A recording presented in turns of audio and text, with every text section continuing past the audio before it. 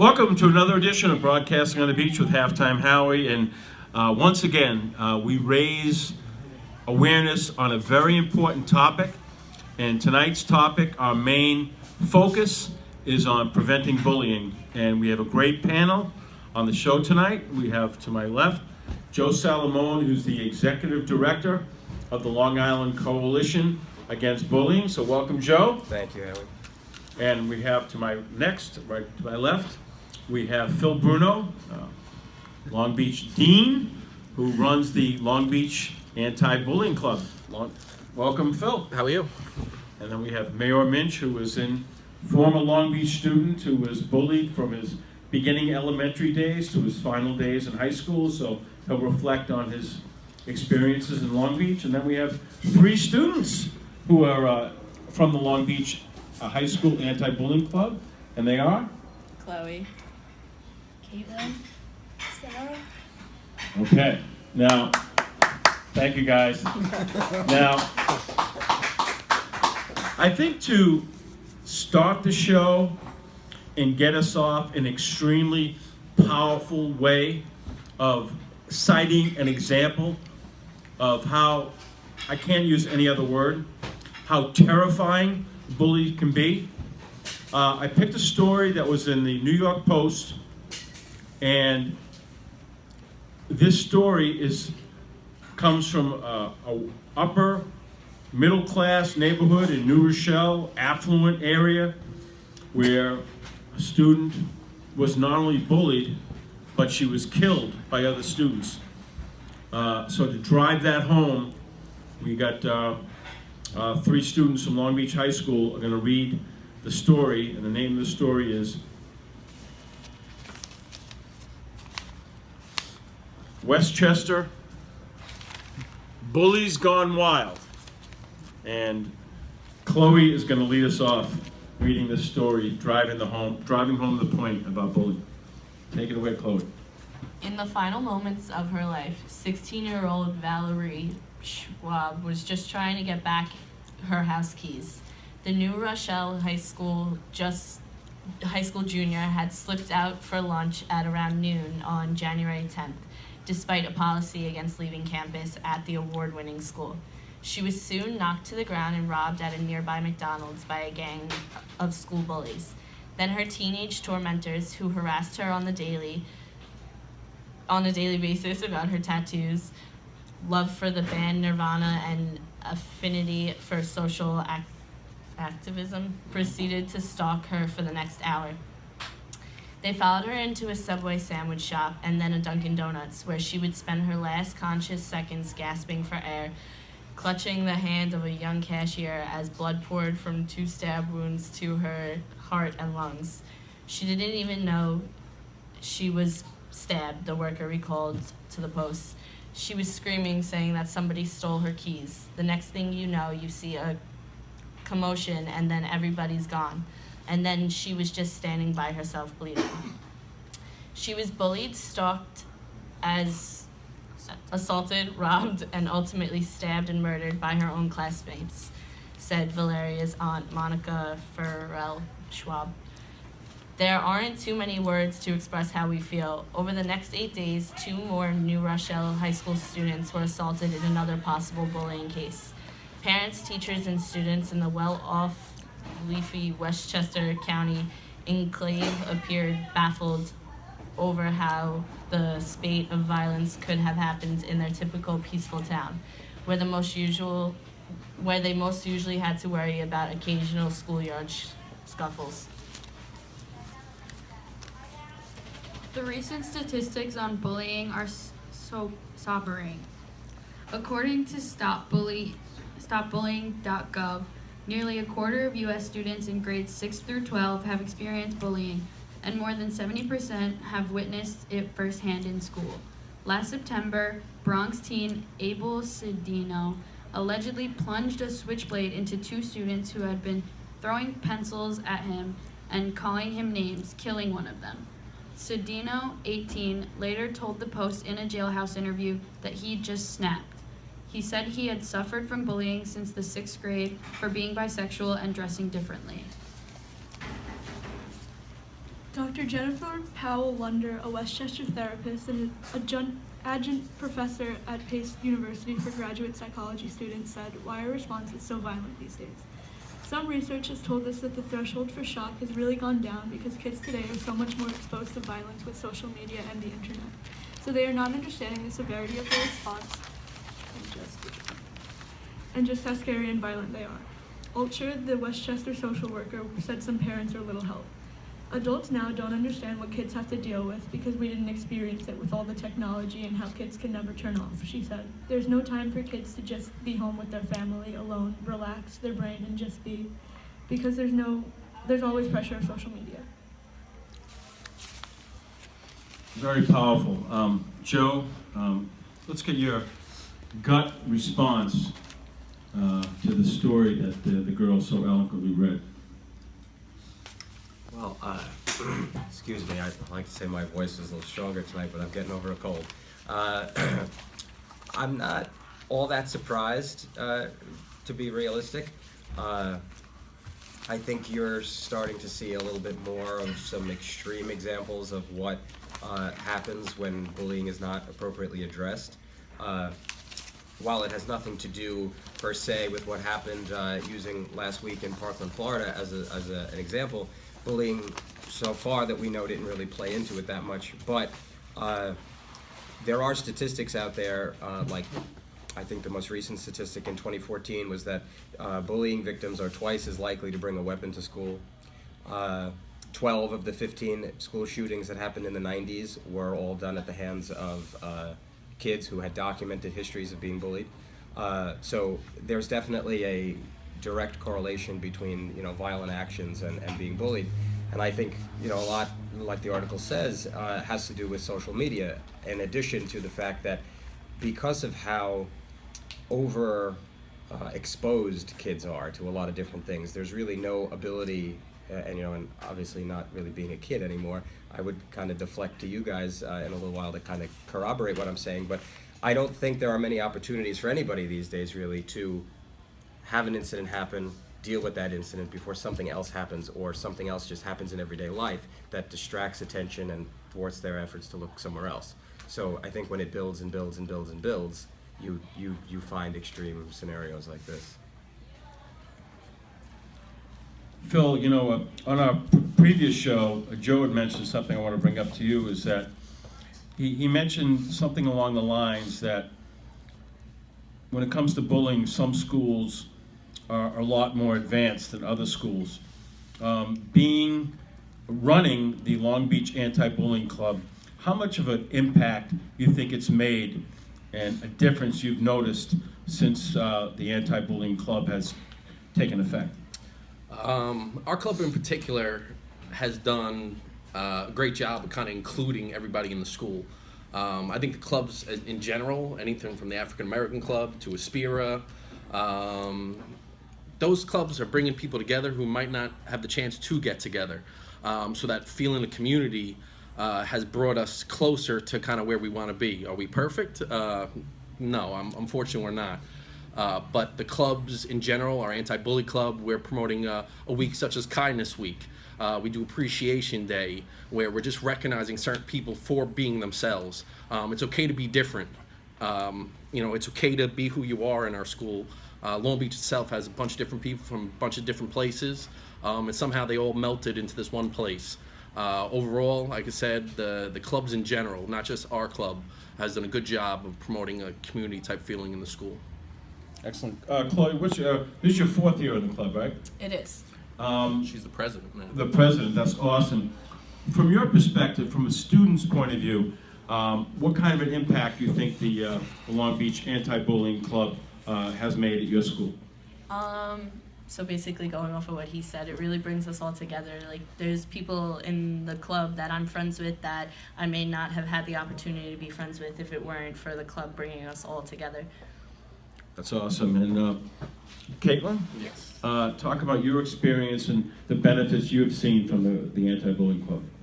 I think Anti-Bully Club has been an amazing opportunity and an amazing experience, and it's been a way for me to create new friendships with people that I wouldn't have made friendships with before, and it's a comforting place where you know that you're accepted no matter what you do or what you believe.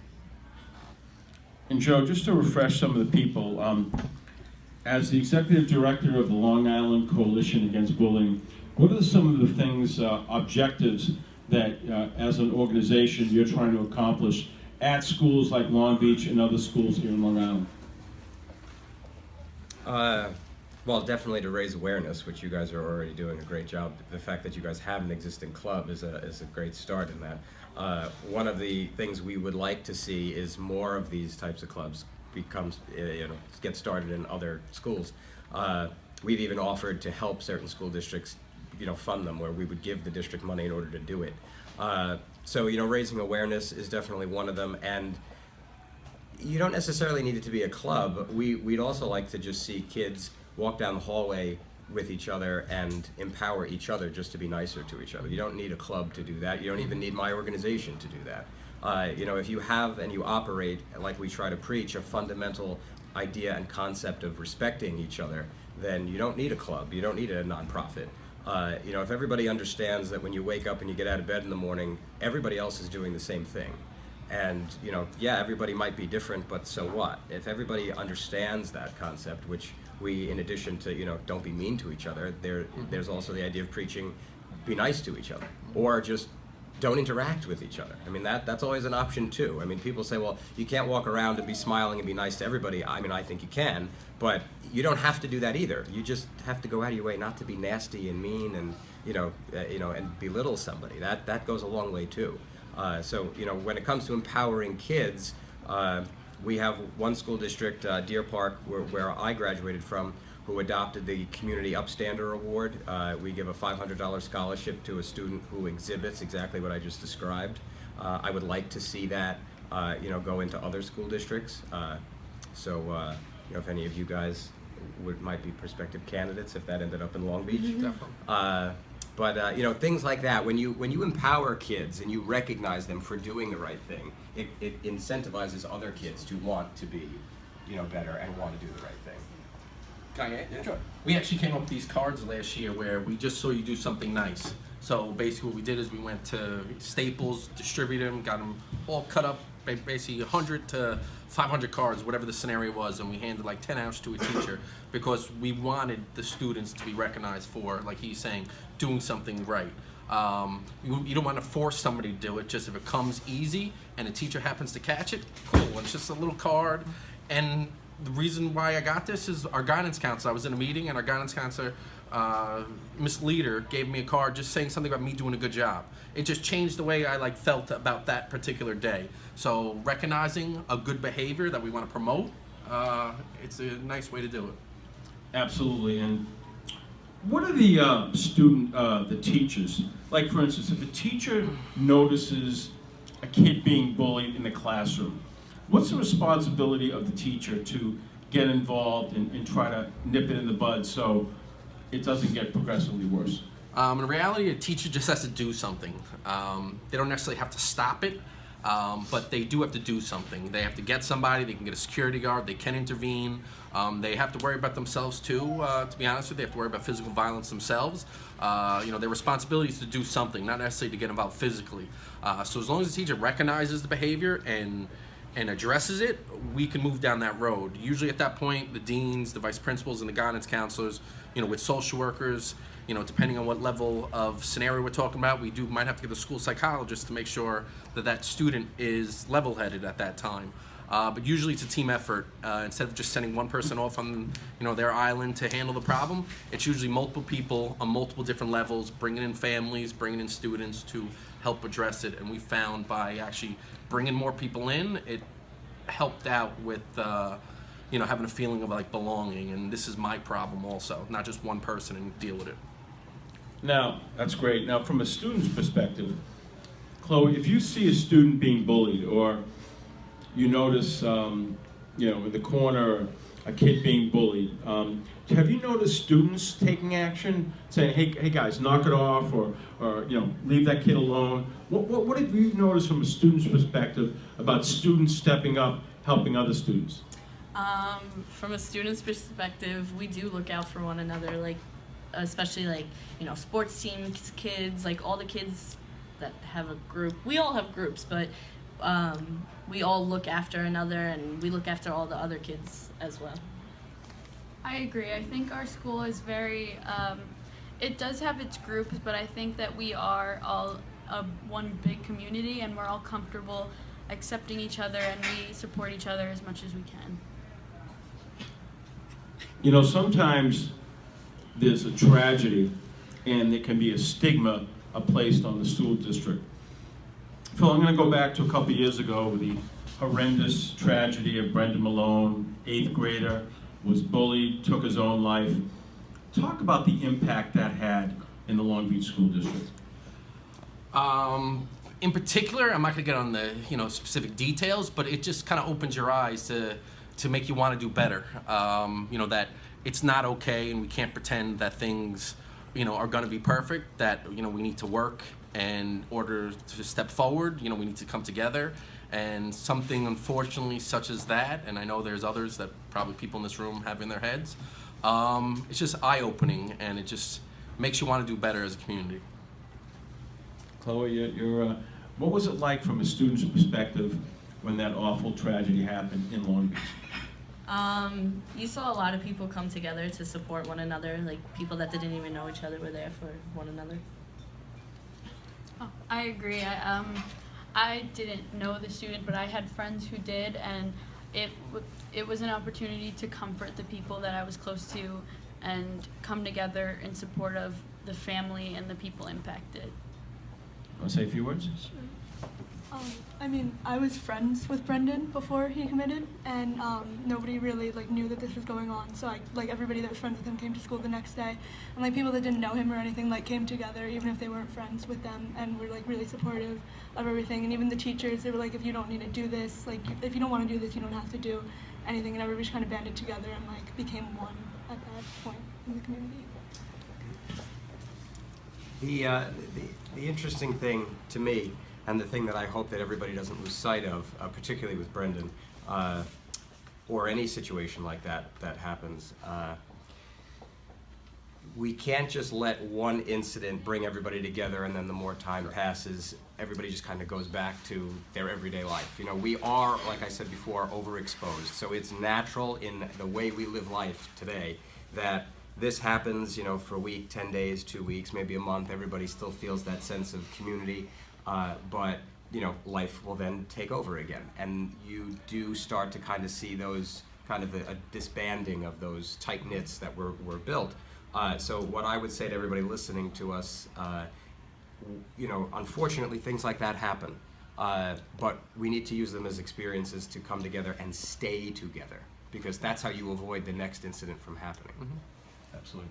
Good point. Mayor Minch, you were bullied from your early elementary school to your final days in high school. Reflect on what it was like getting bullied for so many years during your time at Long Beach, in the Long Beach School District. Well, it started from third grade when I was in a coma. 2 kids, because I was new to the city school district. I came from Queens in New York and moved to Long Beach, and within 3 weeks, 2 kids from Long Beach at Lindell School threw me a flight of stairs and had a broken skull where I contracted 35 stitches, and I was in a coma for 3 weeks to a month. It's funny that I still see them today in the streets, but it's I don't forget, but I do forgive. And it's a powerful message that if you are bullied, if you do, please do forgive, because it makes you stronger, but don't forget. Throughout the course, since 3rd, 4th, 5th, middle school, it picked up a little bit more Long Beach Middle School, where when I was in 6th grade, they had a trip called Frost Valley, and we had to raise candy bars and sell candy bars in the streets. And I got off the bus, I remember that one point, and 2 of my bullies were on the bus. They took my box with the candy, they threw it across the bus, they threw it on the streets in my block, and when I got attacked at my bus stop, Lincoln Boulevard. Also, throughout Long Beach High School, I was, Phil doesn't know this, there were two different deans back in the day, 9 years ago at Long Beach. That we had green lockers at the time, and not the small blue lockers that they have now. And I remember going to my locker, trying to get my stuff. Stuff was thrown at me. Papers were thrown at me. Like number 2 pencils were thrown at me. I remember I was sitting in class one time, and like the Scantrons, they were crumbled as little balls, and I got Scantrons thrown at me and everything. And going home, being depressed, and did want to commit suicide a bunch of times, feeling like, yeah, I was an easy target, but nobody should be throwing stuff at another student. When I was in school, there was no surveillance cameras during the time of my freshman through junior, senior year, they started implementing security cameras. I remember like people yelling at me, like cursing me out, and like saying maybe you should die. It was by I remember the stairwell number. It's stairwell 6. That's where security is. That's their office. It's stairwell 6. But at the same time, like I mean, there was a lot of dark times when I was a student at Long Beach High School. There were times where I was sitting in class, doing my own thing, and what caused me to get in-school suspension a lot of times was me lashing out at them, getting back at them. And I was a student to not be the victim. I was a student that tried to fight back at my bullies, but then I ended up in trouble. And I remember like during finals week, like a lot of people, like 3 kids during it was my RCT, we had RCTs at the time at the high school. And I remember like 3 of them said, oh, look at him, he's gonna fail school, he's gonna be a super senior and everything. I surprised everybody because I stayed strong. Graduated with my class of 09 in June. I walked with my cap and gown. I gotta say, I wanna give 4 shout outs to people that helped me. It was Genevieve that helped me, Lynette Genevieve. It was Dr. Matthew Moran that helped me, Kufferman helped me, and also Maria Perron that actually also helped me. These are the 4 shout outs that I want to give through that are still working. I mean, some of them I know they're still working at the high school. But I'm just want to tell you and touch base on it. There's 2 sayings I want to say. Ellen DeGeneres and Howard Chandler's show, always be kind to one another because kindness does go a long way. I mean, it's easy to be mean, but it's more easier to be nice to people. And it's always nicer to stand out and voice your opinion. It's good to be unique. I mean, I was a little bit eccentric back in high school. Bruna knows, but I was at the same time I was just being me. I was being unique.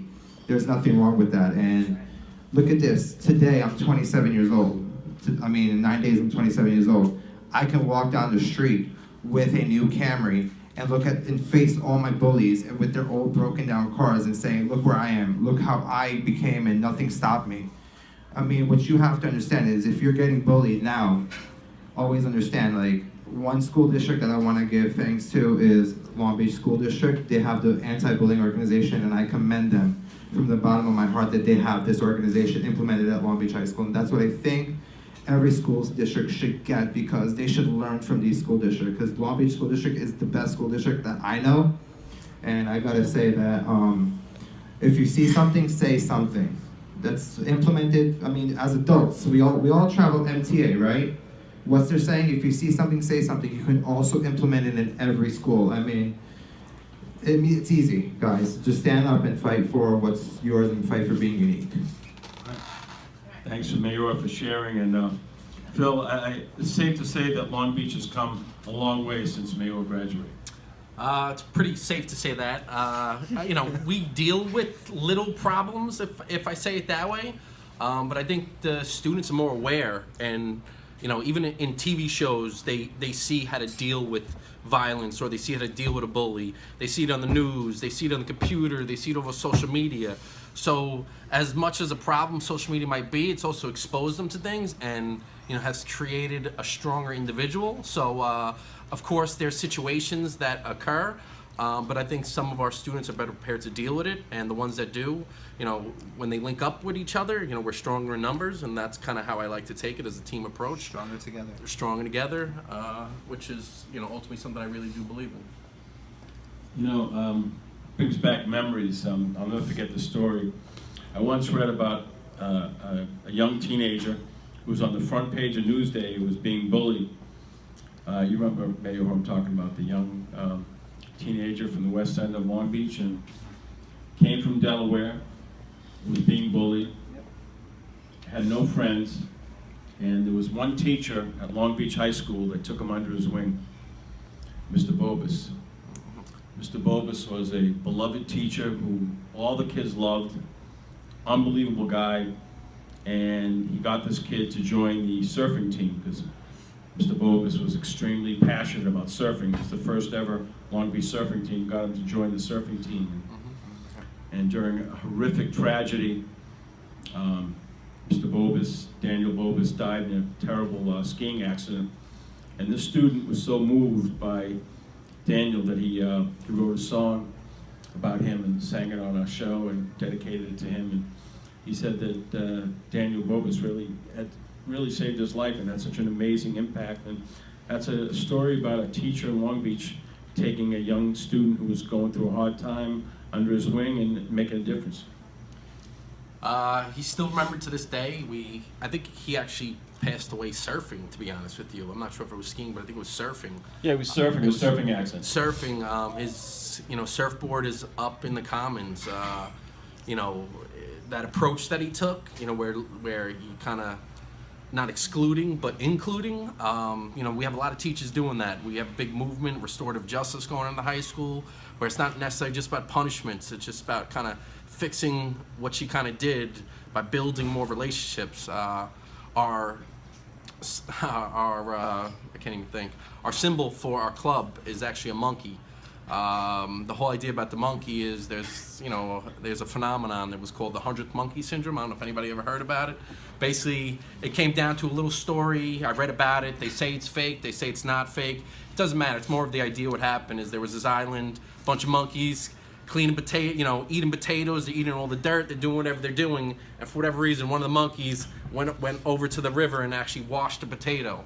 Next thing you know, the whole island is washing their potatoes, and somehow the next island of monkeys supposedly started washing their potatoes. So they're saying it's more of a mindset than actually seeing what's being done. So if you actually think it and believe it, and that maybe see it happening, it can catch on that way too. So that promoting positiveness, being kind to one another, it doesn't necessarily have to be seen, but just that feeling, and it kind of just gets out there and kind of takes over. Seeing something, saying something. Absolutely, and one thing I want to bring up is that, Phil, it sounds like you and the teachers are doing a great job at Long Beach High School, but that's in the school. Another big problem, and I'd like to get the students' perspective, is cyberbullying online. Let's talk about that aspect of it, Chloe. I feel like cyberbullying, it's definitely big and it happens all the time, but people have such a good support group of friends that'll just kind of shy away from the cyberbullying. Like, one bad comment equals 5 good comments from their friends, so you kind of can overlook it in a way. Yeah, I think we don't really need to experience cyberbullying because we have so many people that support us, and with internet and access to social media, we have the opportunity to block people or erase a message if you want to. So it's something that, though it can make bullying easier, it could also make it easier for the victim to end the bullying. Honestly, as a dean, I have to deal with, if there's something happens Saturday night, 11 o'clock at night, it's my responsibility to deal with it come Monday. Anything that affects a student in the high school is our responsibility, not just the deans, teachers, guidance counselors, social workers. So, people forget that even Saturday and Sunday, so we're on vacation all week. If there was a problem on Wednesday, we're dealing with come Monday.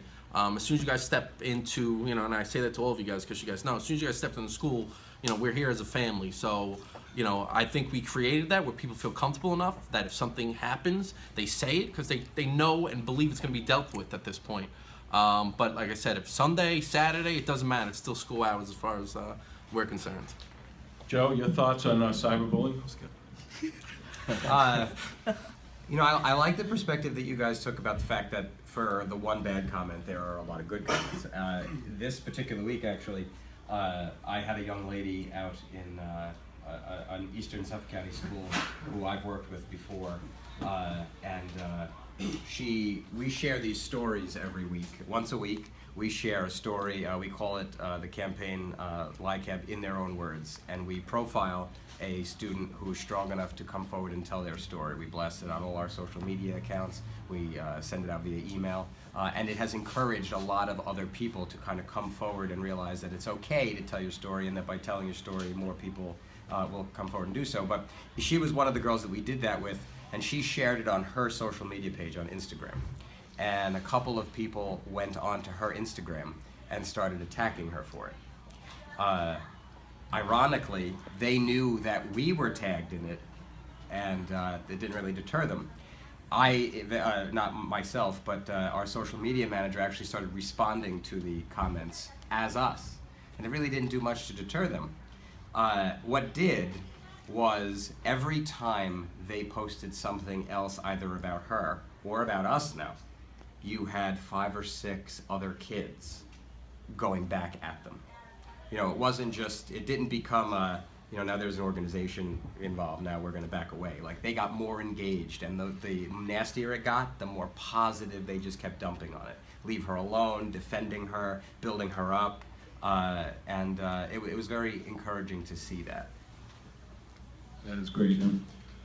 Another thing I want to get into is, and Mayor can address this, is that I gotta believe in a lot of schools, generally speaking, that once students find out a kid is a little bit different, they're a target. Whether that kid is overweight, whether that kid is gay, whether that could be a new student, and let's pick on the new student, whether that kid dresses outlandish. When they find something, like Mayor's case, I remember Mayor telling me, somehow, some way, they found out early on that Mayor never had a father, and they used to call him Mayor the whore.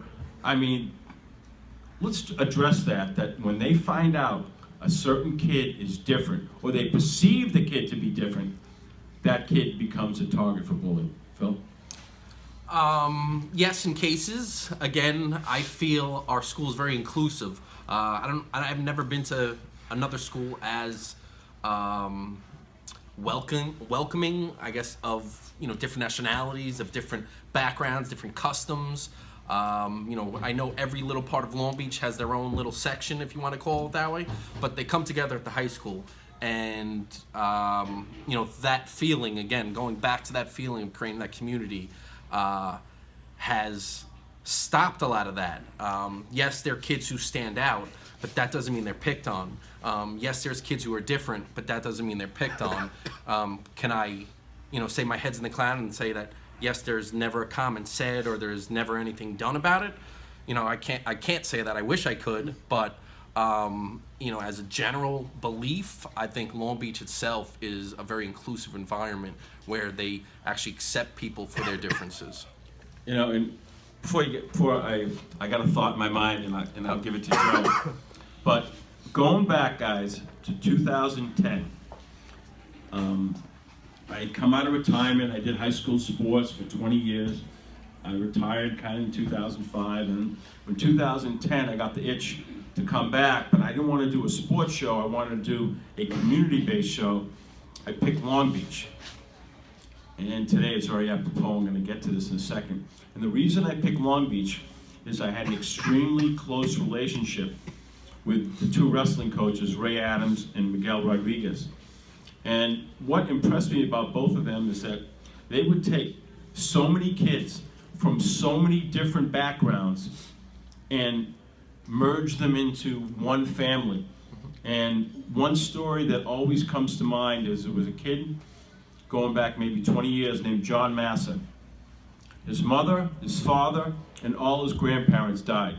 He was basically an orphan. And Ray and Miguel took him under their wing.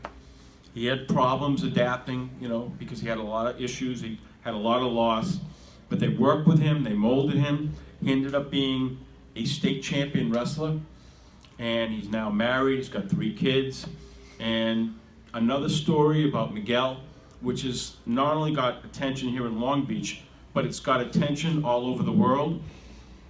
5 years ago, Miguel Rodriguez saw this little boy, maybe 4 years old, with no legs. And he said to him, I'm going to take you under my wing, and I'm going to make you a successful athlete.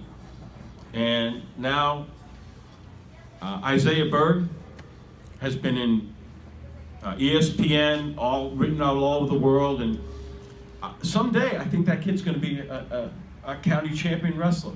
And it all started, that wonderful story about Isaiah Bird wrestling with no legs, was all started here in Long Beach.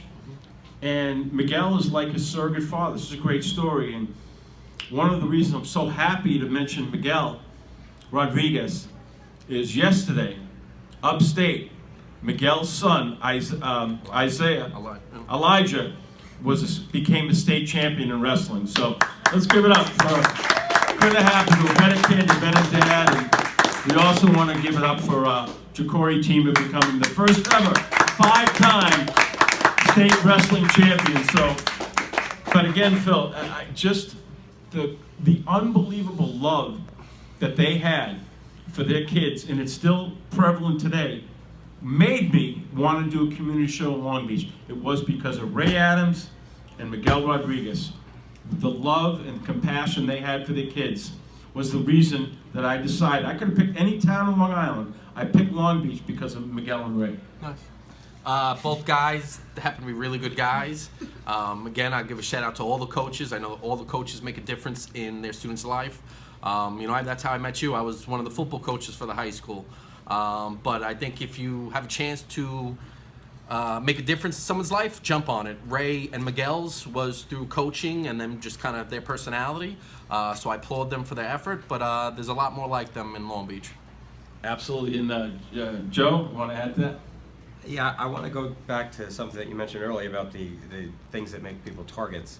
I think twofold. The first thing I'll say is, I mentioned this last time I was here, that we have to remember that there's a difference between what is bullying and what is unkind behavior. When you say something nasty to somebody, it's once, you say something nasty to them, you move on, there's no other altercations, incidents. That's not necessarily bullying. That's an unkind behavior, which, don't get me wrong, unkind behavior quickly leads to bullying, but there has to be repetition in that. The other comment I'll make about targets, it was a surprise to me, the number of incidents that we're hearing about kids with food allergies being bullied is phenomenal to me. One case in particular where a girl on Long Island goes to school and she has a very severe peanut allergy, and she was having peanuts thrown at her. The kids knew she had a peanut allergy. That's why they were doing that. And there was actually an example a couple of weeks ago in the paper about a young lady, I believe it was, who had an allergy to pineapple. And they were doing the same thing with pineapples, and I do believe that she died from it. The problem is, in that example, kids are not paying attention to what kind of larger effects that could have. You know, you think it's funny, I'll just use that as an example, about how quickly things can change. You throw a peanut at somebody with a peanut allergy, that could kill them. And that's not just being nasty to them, that's life altering. Like, now you're asking for real severe consequences that go above and beyond a school suspension, anything like that. Now you're talking criminal charges. Like, we need to encourage people to be paying attention all around to the fact that actions that they may think are ha-ha, jokey, could very quickly go the opposite way. So, that's another extreme scenario, but even I was not paying attention to that as something that would make somebody a target, but we've been hearing a lot more from kids and parents of kids with food allergies that it's definitely a problem that they see in school. Wow, that is shocking.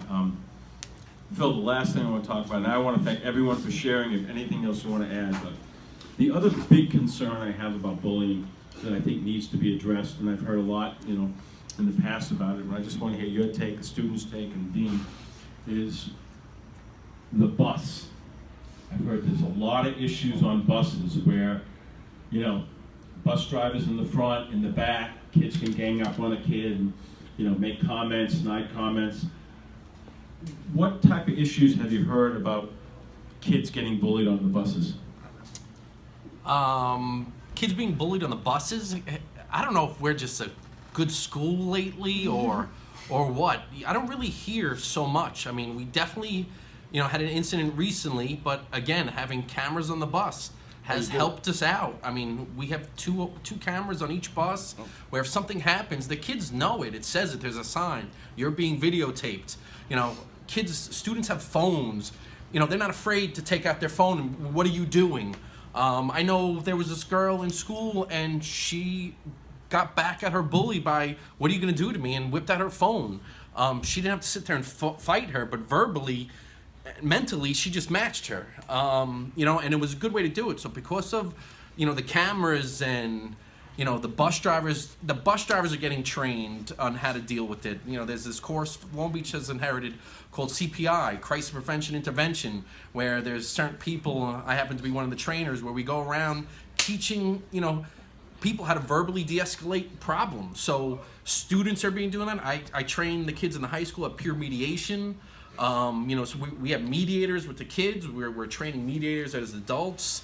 Everyone has their hand in this pot. So as long as we're all doing this thing together, I think we're moving in the right direction. That's great. Comments? Again, basically what he said, I don't see or hear about being bullied on the bus as often as other school districts. So I don't really know what to say about that. Joe, is Long Beach the exception to the rule with that? From what you've heard, horror stories or you've heard on buses that maybe don't have cameras? I will say that Long Beach definitely seems to be a very proactive district. There are districts that I know that I have heard, again, from the kids that are definitely experiencing issues on the bus. I personally experienced issues on the bus in Deer Park. That was in a good portion of where some of my issues started. There were cameras with those signs on the buses when I was in high school, and They were fake. They were at the time. They were. They were in that little black box with the mirror with the blinking red light, and whether or not there was or wasn't a camera back then Those was are kind of a fake. subject Those for are fake. debate. Am I going to make a blanket statement in saying that it's an issue on every bus? No, because clearly. But it does happen. Of course, it happens. And I but- agree with that with Long Beach. Sure. I'm not- And I think what it goes back to is every single district has problems. There isn't a single district on this island that can stand up and say that they don't have a problem. Although I have had one district actually tell me they have no problems, but that's a subject for a different day. It's definitely an issue in some districts. I would agree that you probably have them in Long Beach too, but they're either they're not prevalent or. But I think that They're dealt everybody is working on dealing with them when they arise. Well, we've come to the end of this segment. I want to thank Joe Salamone, the Executive Director of the Long Island Coalition Against Bullying, for your input. Mayor, thank you so much for sharing. Phil Bruno, you were doing a fabulous job in Long Beach on so many levels. Thank you so much again for bringing yourself and the students from the Long Beach Anti-Bullying Club, and please keep up the great work, because it sounds like you're doing a fabulous job in Long Beach. And thank you for coming. Thanks for having us. Appreciate it. Guys, thank you so much for sharing and coming. Thank you for having us. Thank you for having us. And to the media out there, we're so happy Mary Malloy joined us from the Long Beach Herald. My promise to all the students, administrators, school districts, we will continue to raise awareness on this issue, and being in this community, we're very proud that the Long Beach School District, led by Phil Bruno, is doing the right thing and is proactive, and we thank Phil for joining us, and thank Joe for coming in, but we will continue to raise awareness, and your voices will be heard. Thank you so much for joining us. Thank you, guys. Thank you.